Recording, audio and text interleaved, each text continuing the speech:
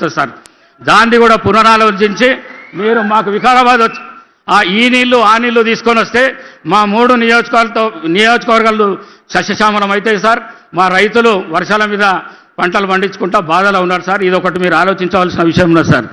అట్లనే మాకు Anantagiri హిల్స్కు tourism development కోసము 1000 కోట్లతో ఎంఓయూ చేసింది సార్ మేఘా కృష్ణారెడ్డి కంపెనీతోని. అది త్వరగా ప్రారంభించేటట్టు కొద్దిగా ప్రయత్నం చేస్తే అది ముందరికి సాగుతుంది సార్. అట్లనే మీరు ఒక మొన్న బ్రహ్మాండమైన విషయం చెప్పారు సార్ నాకు, మహేందర్ రెడ్డి గారి ఫ్యాక్టరీ ఓపెనింగ్ రోజు. స్పీకర్ సాబ్, మీ అనంతగిరి గుట్టను టెంపుల్ టూరిజంగా డెవలప్ చేస్తా, నేను చాలా పెద్ద ఎత్తున చేస్తా అని చెప్పింది సార్. అది తప్పకుండా చేయాలని మీతో కోరుకుంటున్నా సార్. టెంపుల్ టూరిజం అంటే చాలా పెద్ద విషయం సార్. అది కోట్లాది రూపాయలతో కూడుకున్న విషయం సార్. మరి ఇప్పుడు కష్టాలల్లో రాష్ట్ర ప్రభుత్వం ఉన్నా కూడా మాకు ఇంత పెద్ద మాట ఇచ్చినందుకు మీరు మరొకసారి మీకు ధన్యవాదాలు తెలుపుకుంటున్నాను సార్. అట్లనే తమిళనాడులో ఉన్న సద్గురు జగ్గి వాసుదేవ్ గారు మన తెలంగాణ ప్రాంతానికి వస్తున్నారని తెలిసింది సార్.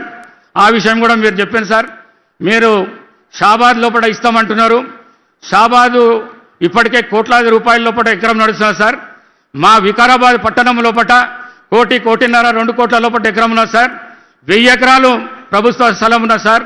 అక్కడికి ఇస్తే మా వికారాబాద్ ఇంటర్నేషనల్ పరంగా దానికి పేరు ప్రతిష్టలు వస్తాయని భావిస్తూ అది కూడా మీకు రిక్వెస్ట్ చేస్తున్నా సార్. అట్లనే వికారాబాద్ దాకా ఎంఎంటీఎస్ను పొడిగించాలని మీకు ఒక్కసారి రిక్వెస్ట్ చేస్తున్నా సార్. అట్లనే ఇందిరమ్మ హౌజెస్ అందరికీ ఎమ్మెల్యేలకు 3500 ఇస్తున్నారు సార్. నన్ను అన్ని పార్టీలు కలిసి మీతో పాటు నన్ను స్పీకర్ చేసింది సార్.